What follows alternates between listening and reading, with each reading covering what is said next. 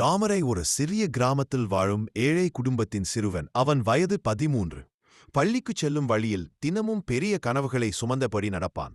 அவன் வீட்டில் வசதி குறைவு இருந்தாலும் அவன் மனதில் நம்பிக்கை குறைவில்லை.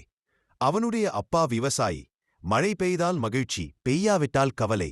அம்மா வீட்டில் தையல் வேலை செய்து குடும்பத்தை நடத்த உதவுவாள்.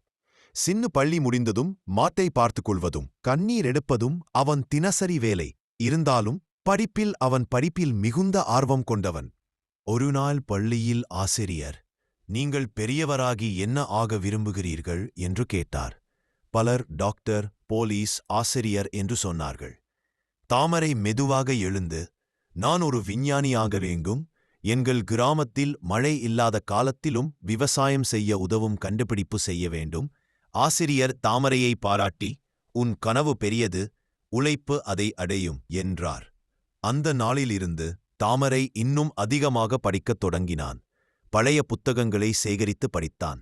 தோல்விகள் வந்தாலும் தளரவில்லை. காலம் சென்றது, நல்ல விஞ்ஞானியானான். ஒருநாள் அவன் உருவாக்கிய புதிய நீரசேமிப்பு முறையால் அவன் கிராமம் பசுமையடைந்தது. சிறியவன் என்றாலும் கனவு பெரியதாக இருந்தால் வெற்றி நிச்சயம்.